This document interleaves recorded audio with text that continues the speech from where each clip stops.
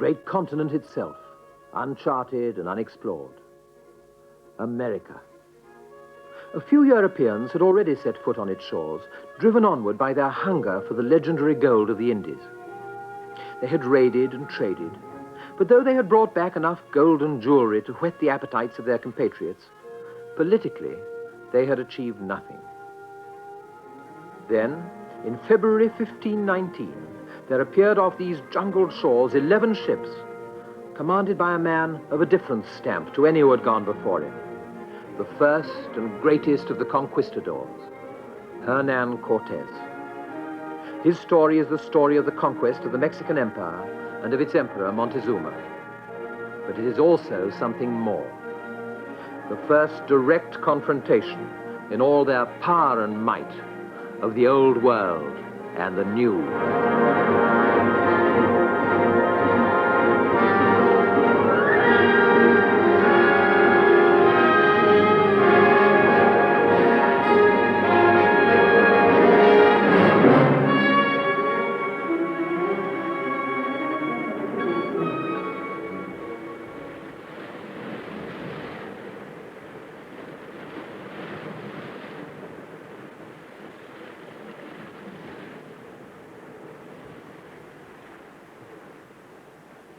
This is Tulum, on the windswept east coast of the peninsula of Yucatan.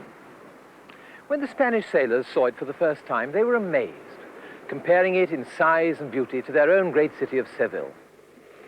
Tulum is smaller now, but its temples and watchtowers still keep their vigil over the Caribbean, just as they did 300 years before Cortes was born. It was built, and in 1519 still occupied, by the Mayas, perhaps the most gifted of all the peoples of ancient Mexico. By the 6th century AD, while England was still groping through the darkest of the Dark Ages, the Mayas were already erecting their temples in the dense rainforests of southern Yucatan. Palenque. Almost 1,000 years ago, it was abandoned by its inhabitants and engulfed by the jungle. In the last century, soon after its rediscovery, it was so overgrown that, according to one account, the sighing of the night wind through the taut roots of the trees sang like a deep Aeolian harp. The Indians wouldn't go near it. No one yet knows how far Palenque extends, or what other marvels still lie hidden in the forest.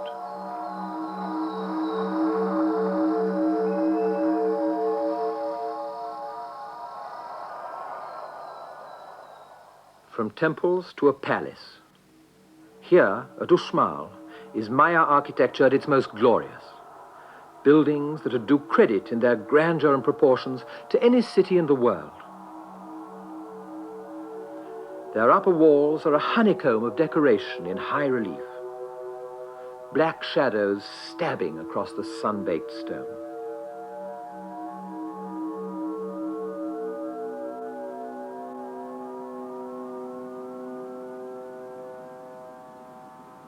But Hernán Cortés knew nothing of all this. He was now 34 years old, the son of a poor Spanish landowner from Extremadura in southern Spain, who had left home when he was 16 to seek his fortune, and arrived 3 years later at Hispaniola, now Haiti, the first of the Spanish colonies in the West Indies. Later he had moved to Cuba, and there he had lived until, in 1518, he'd talked, intrigued, and bribed his way to the command of a new expedition to the west. One of the men who knew him best describes him like this. He was tall and sturdy, and his face was grey. Had it been longer, he would have been more handsome. He had a deep chest and broad shoulders, and was slightly bow-legged. He was a splendid horseman and skilled with every kind of weapon. He said his prayers every morning and attended mass with devotion. He was fond of cards and dice and excessively fond of women. That was an old soldier speaking, Bernal Diaz de Castillo. He had fought at Cortes' side throughout. Years after, he recalled every detail, and his story is the most vivid that has come down to us. The expedition sailed on the 10th of February, 1519. It had two main objectives, one material, the other spiritual. The material one, as always, was gold, a subject never very far from the minds of the conquistadors. But it's all too easy, in our cynical modern way, to forget that to them the spiritual one was every bit as important. They were not only conquerors, they were missionaries. Heathen lands were legitimate prey, which was why the Borgia Pope, Alexander VI, had, in a sudden burst of generosity, recently granted the whole Western Hemisphere to Spain. But the right of conquest carried with it the obligation to convert. And here, too, the Spaniards did their work well. Westward the expedition sailed, then, hugging close inshore, rounded the northern coast of Yucatan to Tabasco. Cortes' resources were small. His 11 ships carried only about 550 soldiers and 100 sailors. But they also had 3 secret weapons: muskets, a few cannon, and 16 horses. Such things were unknown on the American continent. At their initial encounter, the Indians, terrified as they were, had bravely stood their ground against the cannon. But the horses were too much for them. At first they took horse and rider to be one single animal, some monstrous centaur bearing down to destroy them. And they fled. All these drawings are the work of the Indians themselves, produced to illustrate the Spanish histories a few years after the conquest. Like the Bayeux Tapestry, they give us a complete contemporary pictorial record of the campaign. On Monday morning they sailed away, loaded with gifts from the Tabascans, among which was perhaps the greatest godsend that Cortes was ever to receive. Her name was Marina. Bernal Diaz tells us that she was good-looking, intelligent, and self-assured. Most important of all, she spoke both Aztec and Maya. From the moment she came on board, Cortes's language problems were effectively at an end. Later, Marina was also to become his mistress and the mother of his child. But it was as her lover's interpreter and advisor that she was to play so important a part in the conquest and to take her place in history. Sailing slowly up the coast, the fleet at last came to a long, sandy beach, sheltered by a little island. It offered a good temporary anchorage, and the day, Good Friday, seemed an auspicious one to make a landing. The natives proved friendly, and presents were exchanged. But, as the Spaniards soon learned, they were now within the borders of the Mexican Empire. Montezuma's spies were watching them. His people, the Aztecs, were comparatively new arrivals in Mexico. Harsh, warlike, friendless, they had drifted down from the north, guided only by a prophecy that one day they would see an eagle perched on a cactus with a snake in its talons, and that where they saw it they would make their home. In 1325, the prophecy was fulfilled on an island in the great mountain lake of Texcoco, 7,000 feet above the sea.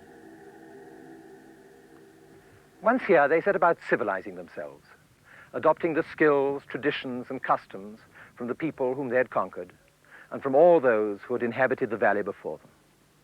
Particularly, perhaps, from the peoples of Teotihuacan, this immense sacred city that had grown and flourished 1,000 years before they arrived, in the days when Europe still bowed before the might of imperial Rome.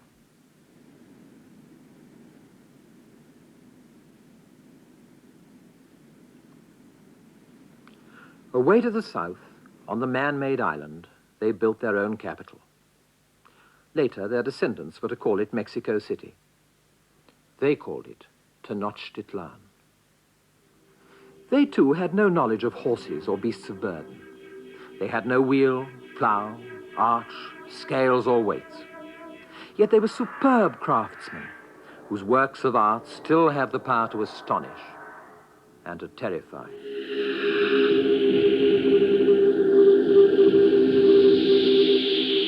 And as astronomers, they were superb.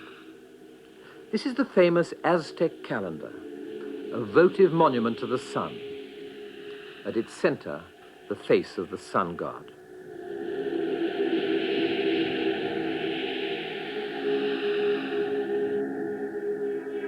Often, they identified their gods with the animals they hunted, the jaguar, whose flayed skin they would wear in battle, or the eagle, the symbol of their bravest warriors. But above all, the Aztecs were fighters. They had to be. For just as thoroughly as they understood the movements of the heavenly bodies across the sky, they were equally thoroughly convinced that these bodies could be maintained in their courses only for as long as the responsible gods were kept propitiated. And this, in turn, meant keeping them perpetually gorged on the most precious food available, human hearts and human blood. When an Aztec went to war, he went not to kill, but to take prisoners, countless prisoners, for the sacrifice. And the Aztecs could never get enough of them. For the great consecration of the temple at Tenochtitlan, in 4 days, no less than 80,000 victims met their deaths on the sacrificial altars, each in the same way. The officiating priest would rip open his breast with an obsidian knife, reach into the cavity, and rip out the still palpitating heart to offer to the gods. Among these gods were Huitzilopochtli, the hummingbird wizard, god of the sun and of war, and beneficiary of most of the sacrifices.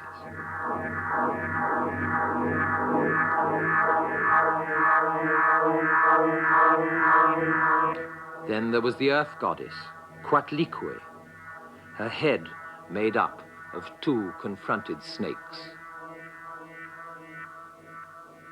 But there was also another god, gentler than these, yet still formidable, Quetzalcoatl, the feathered serpent.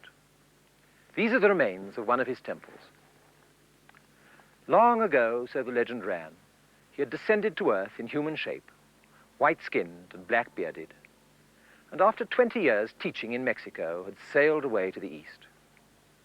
One day he would return, dressed in black, and re-establish his rule. His homecoming would be in a 1-reed year, and would usher in a time of great suffering and tribulation for the Mexican people. Now, 1-reed year, according to the Aztec calendar, fell only once in every 52 of our years. There had been one in 1415, another in 1467, and it fell again in 1519. And so, even before Cortez's arrival, Montezuma was worried. High priest as well as emperor, no one knew the prophecies better than he. Among other portents, for a whole year, a tongue of fire had appeared in the heavens. And now the messengers arrived on foot, for there was no other means of travel, the 300-odd miles from the coast. They told of how they had seen these mysterious strangers fishing from a boat and then climbing back onto 2 big towers, standing in the midst of the sea. When he heard that they had white faces, black beards, and that their leader was dressed in black, Montezuma's worst fears were confirmed. He couldn't possibly know the reason for this last phenomenon, that it was Good Friday. For him, it was the 9-wind day. By another incredible coincidence, the one day of the year sacred to Quetzalcoatl. No further doubt was left in his mind. The plumed serpent had come back to claim his due. There was still just a faint chance that he might be headed off and bribed not to come to the capital. Montezuma now ordered ambassadors to hurry down to the coast with presents for the strangers. Virtually every gift they brought was of gold, including a huge golden sun disk the size of a cartwheel. But Cortes kept his head, giving them, not perhaps entirely by way of entertainment, a demonstration of his firepower that left them terrified. Finally, he offered them food and asked them to return to their master with his greetings, which, he added, he intended to deliver personally before long. The ambassadors instructed their scribes to make careful drawings of all they saw.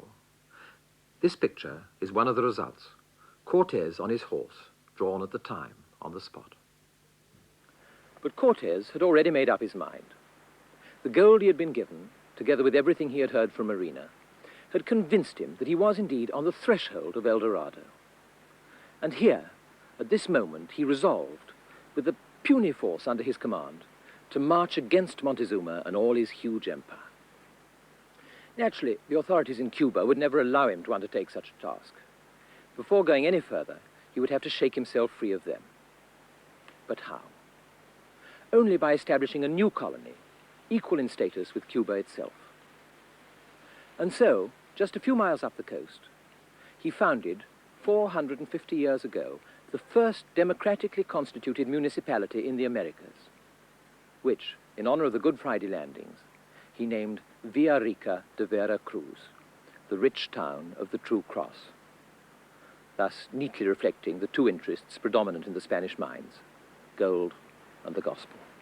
Henceforth, it was to the Emperor Charles V, his own sovereign, that he would be directly responsible. Now, Vera Cruz lay only a short march from Zempoala, an important city of the Totonacs. As we came among the houses and saw how large a town it was, larger than any we'd yet seen, we were filled with admiration. It was so green with vegetation that it looked like a garden, and its streets were so full of men and women who come out to see us that we gave thanks to God for the discovery of such a country.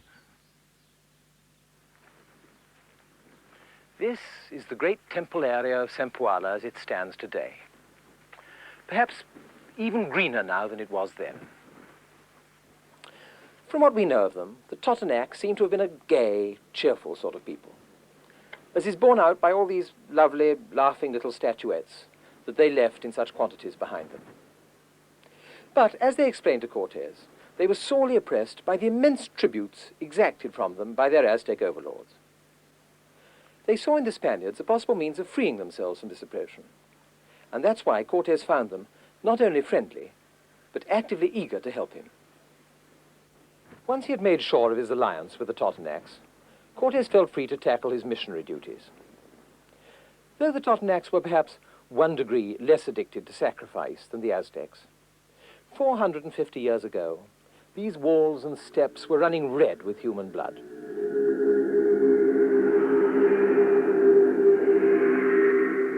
So Cortes insisted that there should be no more sacrifices.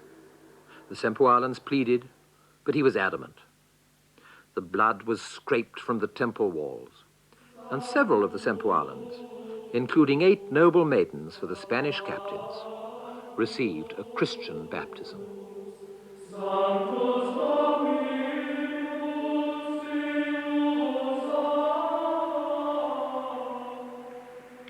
And now, before leaving for the interior, Cortes performed what was, for sheer cold-blooded courage, one of the most remarkable acts of his life.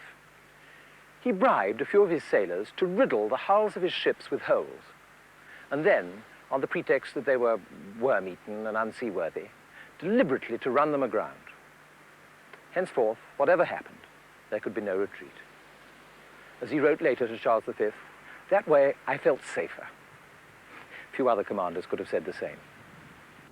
And so, in August 1519, with less than 500 men, 13 horses, a few pieces of light artillery and a troop of native porters, this extraordinary man of 34 set off, without maps, into an unknown country, against an empire of apparently unlimited power and wealth, never knowing what lay beyond the next corner, except that it would be many times stronger than himself and almost certainly hostile. And what a march it was. Striking west from Zempoala, they found the flat coastal plain at its worst. Unbearably hot, periodically lashed with summer rains that reduced the paths to quagmires, bringing malaria and yellow fever in their wake.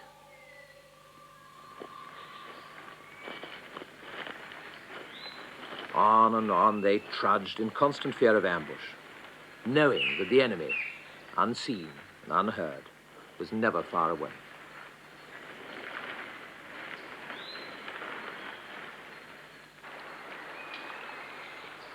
Then the climb began, 4,000 feet in some 30 miles, sun and rain alternately beating down on the armor they dared not remove for a moment. Up and up they went, cocoa and banana giving way to scrub and cactus. Up still further, 7,000 feet now, higher perhaps than any of them had been before, with the new disquieting sensations of breathlessness and lassitude. In this uninhabited country, we could find nothing to eat, and the wind blew off the snowy heights, and we shivered with cold. At last, they emerged onto the high plateau. But, as the Spaniards were marching, the Aztecs were watching and running. Montezuma's messengers their relay systems so well organized that messages could get the 300 miles from capital to coast in 24 hours, were keeping their anxious master constantly posted with the invaders' progress.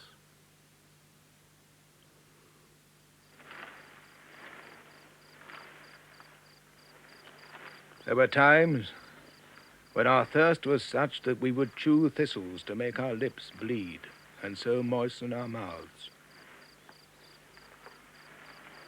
At others, the only way we could in some measure refresh our parched tongues was to hold the cold edge of our axes between our lips. And there was hard fighting ahead of them, against the people of Tlaxcala. It was only after 3 weeks of bloodshed that the Tlaxcalans admitted themselves beaten and received Cortes in their capital. They offered him their friendship, and they were as good as their word. Henceforth, they were his staunchest allies, and a large number of them accompanied him on the next stage of his journey, to Cholula. Cholula was an ancient and sacred city. Here the god Quetzalcoatl had lived for 20 years, teaching its people the arts of civilization before he disappeared over the sea. To him, too, was dedicated its great pyramid, now overgrown but still recognizable. Originally, it covered over 40 acres, making it, in terms of cubic content, the largest man-made structure in the world. Its walls were held fast by a special cement made from lime mixed with the blood of children. Almost as soon as they entered the city, the Spaniards grew suspicious. Some of the streets had been recently barricaded. Huge piles of stones were visible on the flat roofs of the houses at strategic points. Most ominous of all, perhaps, Cholula seemed almost devoid of women and children. And now the faithful mariner came to Cortes with a story that confirmed his worst fears. The wife of one of the Cholulan captains had warned her of a plot to seize all the Spaniards the following morning and take them off to Montezuma for sacrifice. The next morning, Cortes gathered all the Cholulans he could muster within the Spanish camp and told them that he knew everything that was in their hearts. Then he pronounced sentence. From a nearby rooftop came the blast of a Spanish musket, the agreed signal for slaughter. The Spanish artillery opened fire, and, as Cortes later wrote to Charles V, in 2 hours, more than 3,000 men died. It was a massacre, and Cortes has been bitterly blamed for it. Yet he was not normally a bloodthirsty man. Never once in the whole campaign did he resort to force unless his peace overtures had been rejected. The Cholulans were armed, the Spaniards overwhelmingly outnumbered. Cortes's first duty was to his men, and he discharged it in the only way he could. And now all was ready for the last stage of the march. There was to be no more bloodshed. The final challenge was purely geographical. From Cholula, Cortes had often looked at the 2 great volcanoes, Popocatépetl and the white woman Ixtaccíhuatl, that guarded the approach to the capital. And he had known that his route would take him between them. He had no wish to linger in Cholula. Off he marched once more over that high saddle of rock, the final barrier.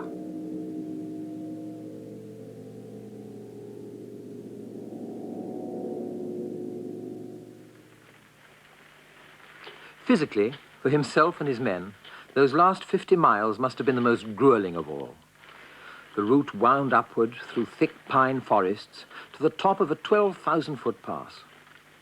Dragging their artillery behind them, Cortes and his allies found themselves at last at the highest point of their journey, immediately below the great peak of Popocatépetl itself. They had been marching over 2 months and had fought at least 6 battles. When they reached the watershed, they were near the limits of physical exhaustion.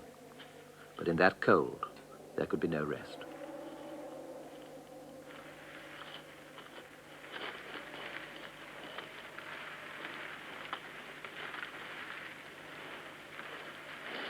Finally, the road began to descend. It turned a sharp corner, and suddenly, through the pines, the Spaniards were gazing down on the vision they'd looked forward to for so long. A huge lake, sparkling in the sun. And in the midst of that lake, linked to its shores by 3 slender causeways, Montezuma's capital, Tenochtitlan. Now the lake has gone and the Aztec city. But this must have been something like the view on which the Spaniards gazed that November morning. We were struck with wonder and admiration. It seemed to us like one of those enchanted fables from the Book of Amadis. Those big towers, the temples and buildings all made of stone rising from the water. Indeed, some of us asked whether it was not all a dream.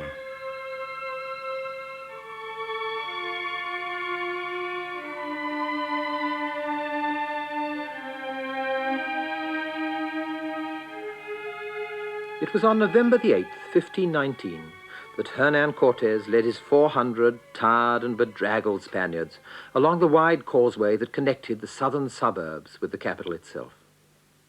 They crossed a bridge and found themselves on what he later described as a wide, straight, beautiful avenue, to see another procession approaching to meet them. It was the emperor, riding out in a golden palanquin to meet his God and his destiny.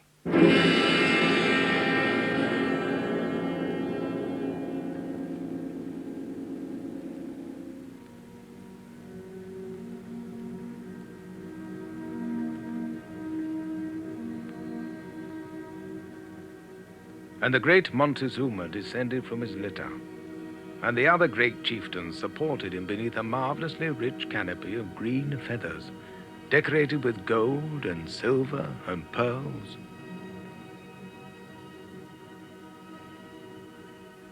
The great Montezuma was magnificently clad, wearing sandals, the soles of which were of gold, and the upper parts ornamented with precious stones.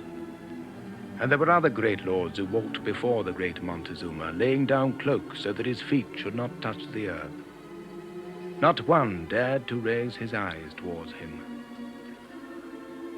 But Cortés did. Dismounting from his horse, he strode, smiling, towards the emperor. The old world and the new, at last, stood face to face. This first sight of Montezuma in all his glory made a deep impression on the Spaniards. But his address of welcome, faithfully rendered by Marina, must have left them dumbfounded. This man, whom they knew to have done everything in his power to prevent their coming, now greeted their leader like a king and a god, spoke of promises and prophecies, and virtually seemed to offer him the throne of Mexico. Cortés in turn made a suitably polite reply, after which Montezuma personally led his guests to the palace he had had prepared for them, next to his own. But Cortés remained on his guard. He was being treated as an honored guest, but the truth was that he was on an island fortress in the middle of a strange and distant land, with only a handful of men and virtually no lines of communication with the outside world. He placed his artillery carefully and ordered his soldiers to remain inside the palace and ready for action. Then he settled down to diplomacy. Montezuma was now 52.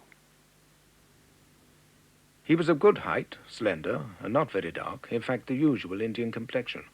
His hair was short, his face long but somehow cheerful. He had fine eyes, and his expression was tender and grave. He was very neat and clean and took a bath every afternoon. In the weeks that followed, the Spanish soldiery came to love and respect him, not so much for the prodigious generosity with which he loaded them with presents, as for his extraordinary natural grace and dignity.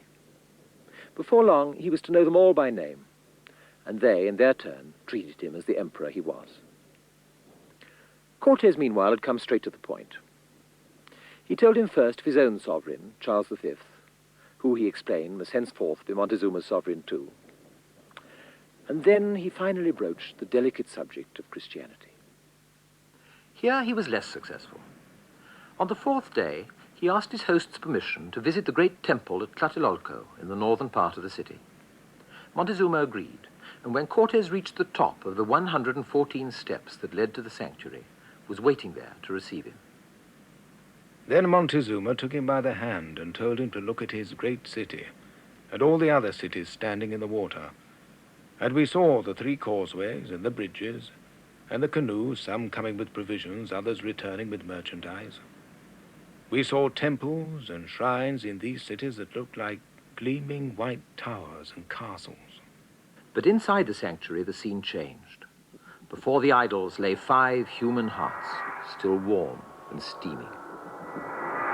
The walls of the shrines were so caked with blood, and the floor so bathed in it, that the stench was worse than that of any slaughterhouse in Spain.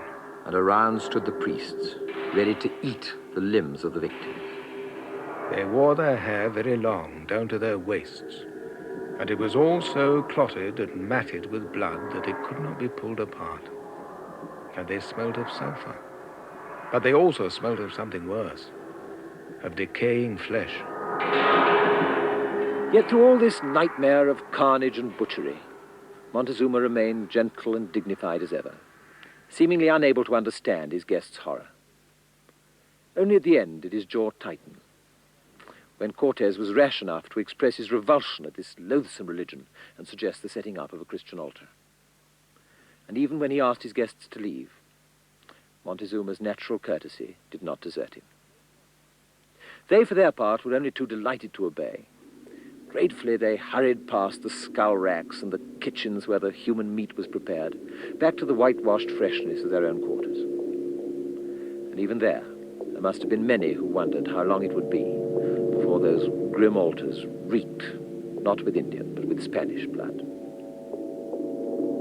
And so Cortes hit on his next spectacular decision. He would make Montezuma his hostage. He would simply be moved to the Spanish quarters. There he could choose any apartments he liked, bring his wives and servants, and carry on all the day-to-day business of government. It would be nothing more than a change of residence. Montezuma tried to argue, but he couldn't go against what he still believed was a divine will. That evening he was installed in Cortes's palace. The Spaniards continued to treat him with as much respect as ever, but henceforth both Montezuma and his subjects knew where the real power lay. And when, a few days later, they ratified their formal submission to Charles V, they were only confirming an established fact. They showed much emotion in doing so, and the great Montezuma could not restrain his tears. He was so dear to us, and we were so much affected at seeing him weep that our own eyes grew tender. Some of our soldiers even wept as openly as Montezuma, such was our love for him. Back to Spain went the first fruits of the victory, the Emperor Charles's share of the Mexican tribute. Another fifth was kept by Cortes for expenses. The rest was divided among the soldiers. None of it now remains. Nearly all the gold and jewelry was melted down into ingots, crudely stamped with the arms of Spain. 2 pieces only have come down to us, not of gold, but of that exquisite featherwork which the Aztecs made their own. One is this shield. The other is Montezuma's own ceremonial headdress. Seeing them for the first time, the German artist Albrecht Dürer exclaimed, "Never before have I set eyes on anything that has so rejoiced my heart.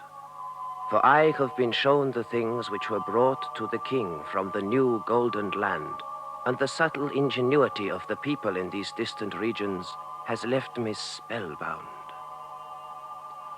By the beginning of the year 1520, the Spanish conquest of Mexico might have seemed over.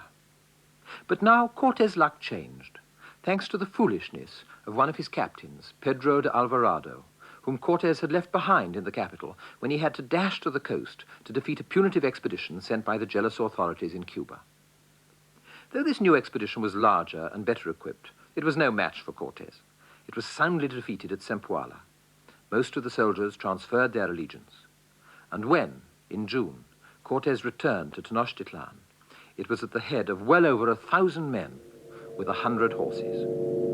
A month before, there had been held the annual festival of Tezcatlipoca, the Smoking Mirror, during which a ritual dance was traditionally held in the courtyard of the great temple. Suspecting a plot, Alvarado had charged into the temple precinct, killing the dancers and as many other Indians as he could. Up to 1,000 of them, including all the flower of the Aztec nobility. Within the hour, the whole city was up in arms, and before long, the Spaniards found themselves virtually blockaded in their palace. Thanks to Montezuma's intervention, there was no more bloodshed, but Montezuma's influence was waning. The story of Quetzalcoatl's return was forgotten. A new opposition party had grown up in the capital, determined to rid Mexico, immediately and by force, of Cortes and all his men. And on the very evening that Cortes returned to the capital, a specially convened Aztec Council of State had dethroned him and relieved him of all his powers. By the next morning, the atmosphere had changed from passive discontent to active opposition. And now the battle began in earnest. Their tenacity was beyond description. 3 or 4 soldiers of our company who had served in Italy swore to God many times that they had never seen such fighting. Not in the Christian wars or against the French king's artillery or the Great Turk. Nor had they ever seen men so courageous at charging with closed ranks. On the 5th day, Cortes saw that the odds were impossible and sent to Montezuma to ask him to negotiate a truce.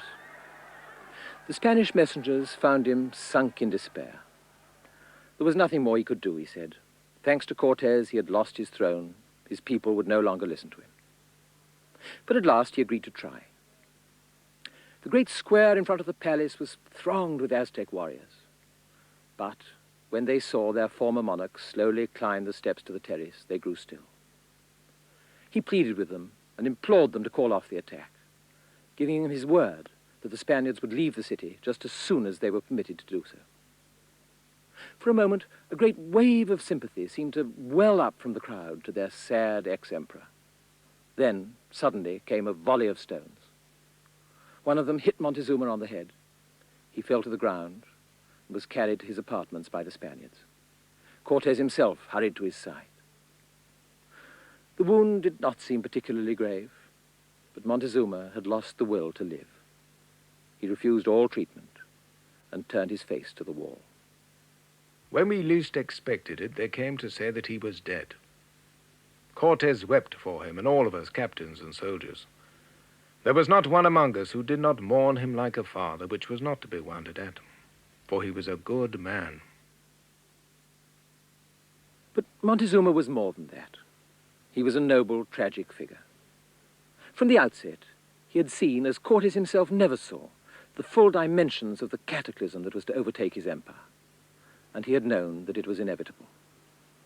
He may have been mistaken in seeing Cortes as a god, or even as the instrument of one, but he could no more have prevented the Spanish conquest than if it had, in fact, been divinely ordained. His friendship with his conqueror, for whom ultimately he gave both his throne and his life, was founded not on cowardice, but on wisdom, for he had known that violence would not prevail. And little more than a year after his death, he was to be proved right. As Montezuma's body was handed over to his people and borne away down the canals to its ritual cremation, Cortes knew that with it had gone the last of his hopes of remaining in the city. He must retreat, and quickly. And so he deliberately selected the western causeway, not the southern one by which he had come. It was shorter and would probably be less well guarded. Outside, the night was dark. A mist had risen from the lake, and a light rain had begun to fall. Softly, the Spanish columns set off through the deserted streets and began their march along the causeway.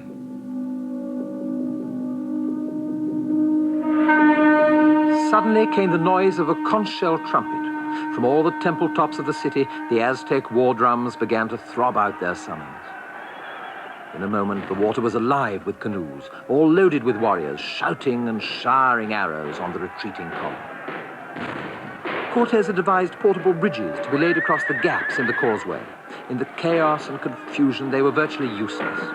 But before long, the gaps were choked with fallen men and horses, and the Spaniards were able to fight their way across a bridge of dead bodies.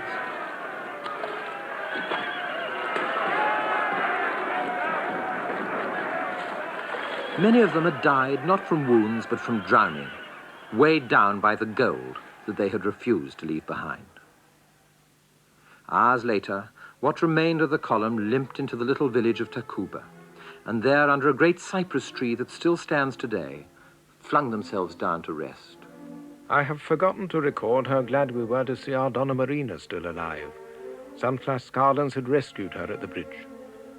But out of the 24 horses that remained to us, not one was able to run, not a horseman able to raise an arm, not a foot soldier able to move. This was indeed the Noche Triste, the night of sorrow. After a long and painful retreat round the lake, this shattered force met an Aztec army of far superior strength at Otumba, and unbelievably routed it.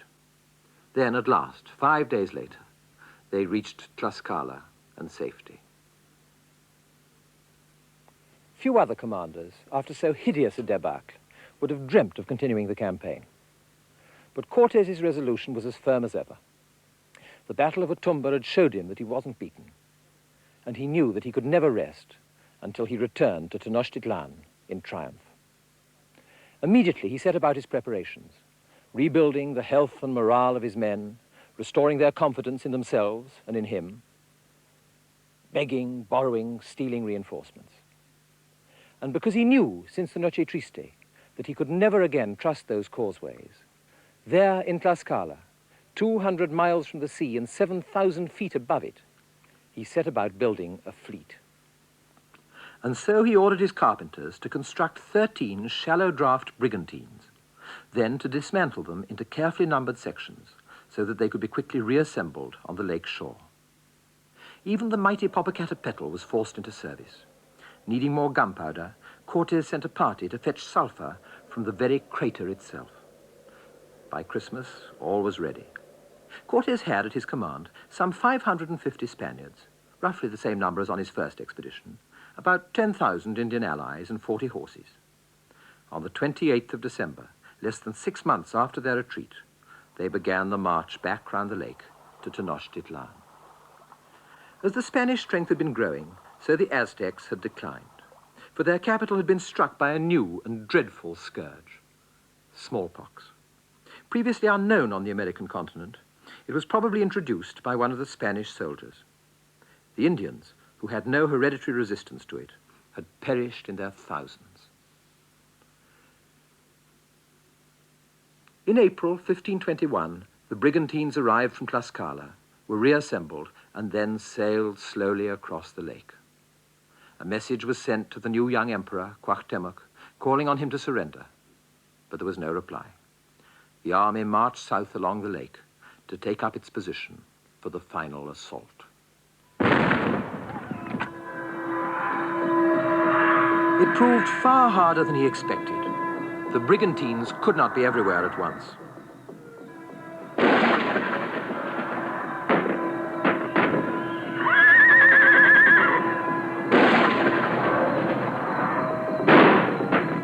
As soon as one causeway was repaired, the Aztecs destroyed it again.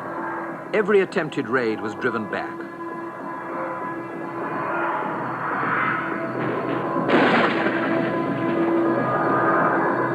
Clearly, there was only one solution: the annihilation of the city, destroying the houses and the streets one by one, using the rubble to fill the canals where the bridges had been.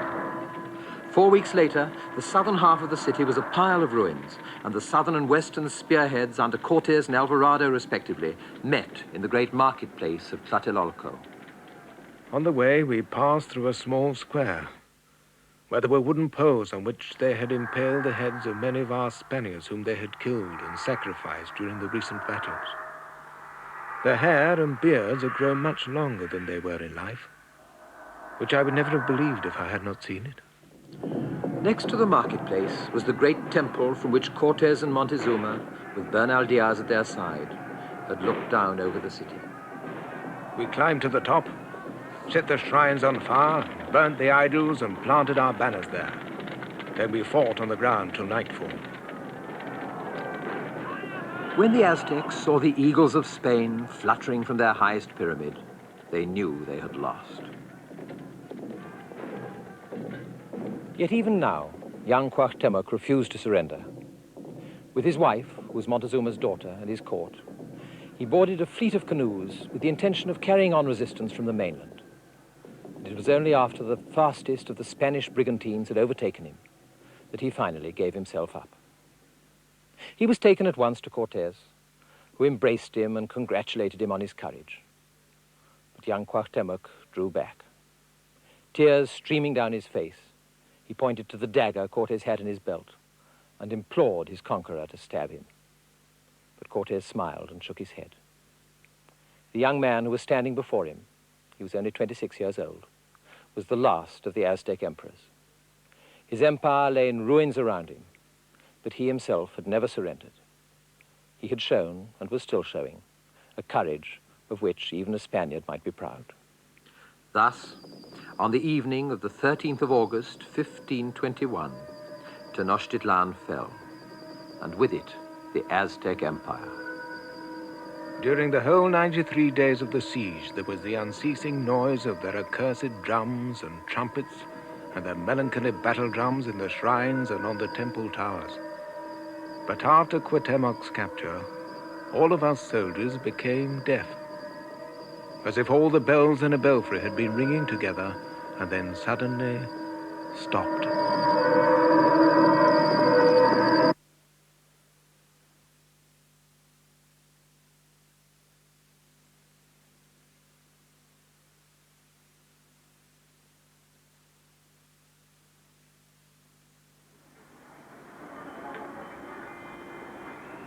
It is Cuauhtémoc's statue that stands in Mexico City today. For Montezuma has never quite been forgiven for his surrender. Where his palace once stood, a great cathedral now rises to the glory of the god that Hernán Cortés brought to Mexico. Cortés's name, too, is seldom spoken, except perhaps in the Hospital of Jesus, which he built and which still functions. There's little else he would recognize here. Even the great lake itself is drained and dried, surviving only in a few overgrown canals. But 50 miles away over the mountains, he might feel more at home. For here stands the palace that he built for himself on his retirement in the little town of Cuernavaca. And here, from the cool balconies, he could look out at the twin volcanoes between which he had passed on his way to victory. It is for their Indian past that most Mexicans of today show their greatest affection.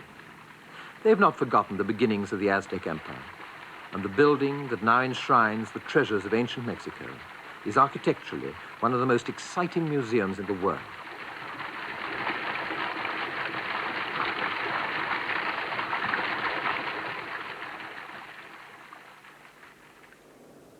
For them, this was the glory. What followed was destruction and ruin. What remains is regret.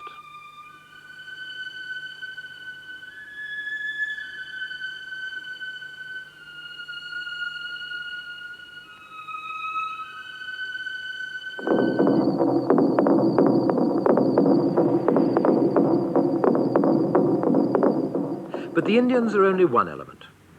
There's a marble plaque in the square of the three cultures in Mexico City, where modern buildings confront those of the Spanish and the Aztec past. Marking the place where Cuauhtémoc acknowledged the end of his empire, it bears these words: "It was neither a victory nor a defeat. It was the painful birth of the commingled people that is the Mexico of today."